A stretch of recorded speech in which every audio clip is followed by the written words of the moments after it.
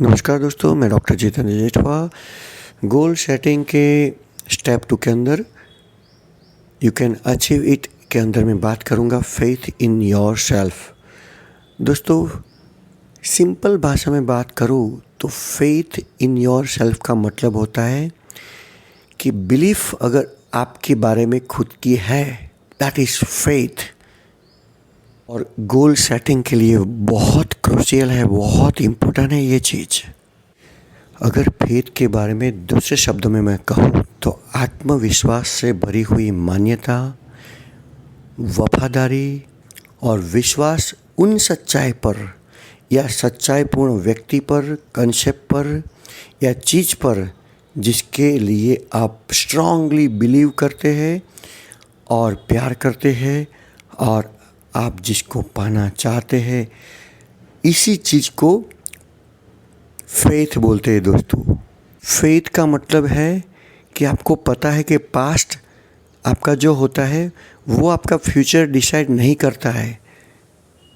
Faith का मतलब ये भी समझ सकते हैं कि फेथ डजंट मीन कि आप कोई चीज़ में 100% सर्टेन होते तो ही फेथ होता है। दोस्तों, फेथ का मतलब ये है कि आपको कितनी भी बार वो चीज़ करो, आपको 1% भी डाउट नहीं होता है। अगर कोई सर्जन ऑपरेशन करता है तो भले उसके आगे के ऑपरेशन के अंदर कोई दर्दी कोई वजह से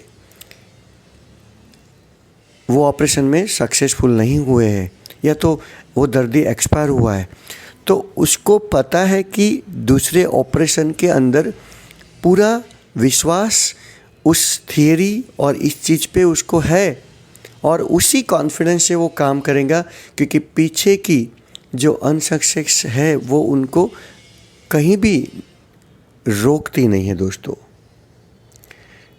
और दूसरी तरीके से मैं समझाऊँ आपको कि फेथ का मतलब ये है कि 1000 किलोमीटर भी आपको चलना है, आपको पता नहीं है लास्ट डेस्टिनेशन पॉइंट का, लेकिन आपके हाथ में टॉर्च है, अंधेरा कितना भी हो, लेकिन आप हर 5 फुट की दूरी तय करते हैं, 5 फुट के अंतर पे प्रकाश जाता है और आपको पता है ऐसे 5 फुट करके पूरा अंतर हम काटेंगे।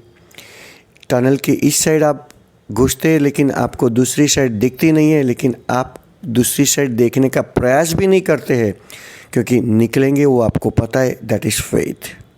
और दूसरी बात आपको मैं बताऊँ कि good will always come. Change की गारंटी ये है कि कोई भी सिचुएशन के अंदर आप लगे रहे हो आपके हिसाब से, आपकी ताकत से, तो इतना मैं श्योर बोल सकता हूँ आपको कि अच्छाई और सच्चाई ज़रूर आएगी। और जब तक अच्छाई और सच्चाई ना आए तो समझना कि ये एंड नहीं है दोस्तों। पैराशूट खुलेगा, आप जंप लगाओ और वो अचानक ही खुल जाएगा पैराशूट, आप चिंता छोड़ दो। और काफ़ी तकलीफ़ देने वाली चीज़ें ज़िंदगी में बनेगी, लेकिन वो आपके अच्छाई के लिए होगी। आप एक लिस्ट तैयार कीजिए आज ही आज, जो लाइफ के अंदर बैड चेंजेस हुए आपके, लेकिन अल्टीमेटली वो अच्छी घटना बन के रह गई आपकी लाइफ में, उसका लिस्ट बनाइए। बहुत बार होगा ऐसा, ऑलमोस्ट ऑल टाइम ऐसा होगा। जैसे कि कोई स्कूल में से आपको निकाल दिया गया तो बाकी जो स्कूल मिली वो आपको अच्छी थी, उसमें एक अच्छा दोस्त मिल गया, उसकी वजह से आपकी लाइफ बन गई। आपको कहीं जॉब से निकाल दिया गया और जॉब आपको बहुत प्यारी थी, लेकिन उसके बाद आपका प्रोग्रेस हुआ। आप जिससे शादी करना चाहते हो उससे शादी नहीं हुई, तब पता चला कि क्या बेनिफिट हुआ नई जगह से। तो ऐसी बहुत सी चीज़ें होगी, education, family, work life, adult life, service, others, काफ़ी चीज़ों में आप उसका लिस्ट बनाइए। लास्ट बात मैं आपको इस टॉपिक के अंदर बता दूं कि empower your self talk with affirmative language. दोस्तों, हम कंटिन्यूस इंटरनली कुछ ना कुछ सेल्फ टॉकिंग करते रहते हैं, फीलिंग में आते रहते हैं और वही बाहर की दुनिया में एक्सप्रेस होते हैं। दोस्तों, आपके अंदर जो सूक्ष्म भाव पड़ा है, होगा होगा होगा, नहीं होगा नहीं होगा नहीं होगा, कुछ न कुछ बिलीफ पड़ी है या तो अंदर की फीलिंग है, उसको पकड़ो दोस्तों। और वो सेल्फ टॉक करती रहती है हर बार, उसको ज़रा ध्यान से देखो और उसको रिप्लेस करो अच्छाई से। जैसे कि आपने सोचा कि मुझे 100 करोड़ रुपया कमाना है, उसी वक्त आपका सेल्फ टॉकिंग बोलना शुरू कर देता है, ऐसा थोड़ी होता है, ऐसा थोड़ी होता है। तो उसको गौर से पकड़ो और उसकी जगह अच्छे पॉजिटिव विचार को डालो, क्योंकि ये जो नेगेटिव सेल्फ टॉक बनी है वो भी कंटिन्यूस थॉट से बनी है।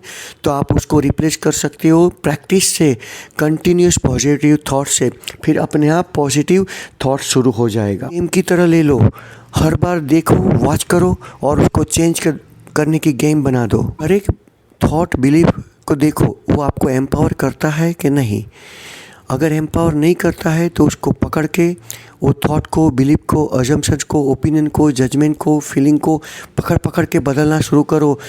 थोड़ी थोड़ी तकलीफ़ वाली प्रक्रिया है, लेकिन टाइम के साथ आप सीख जाओगे, क्योंकि और आपका एटीट्यूड है वही आपका सक्सेस डिटरमाइन करेंगे। कि आपका इंटरनल वर्ड्स, इंटरनल फीलिंग वही आपका एक्सटर्नल वर्ड बनेगा और आपको आगे या पीछे ले जाएगा। तो दोस्तों, मैं वर्कशीट देता हूँ, आपके एम्पावरिंग बिलीफ क्या है और लिमिटिंग बिलीफ क्या है। उसके सामने एम्पावरिंग को रेड अक्षर में लिख डालो, लिमिटिंग को ब्लैक अक्षर में लिख के उस पर क्रॉस मार के उसके सामने पॉजिटिव बिलीफ लिख दो। और अब हम नेक्स्ट टॉपिक में बहुत इंटरेस्टिंग बात करेंगे, व्हाट इज़ अ स्मार्ट गोल। दोस्तों, लव यू ऑल, बाय।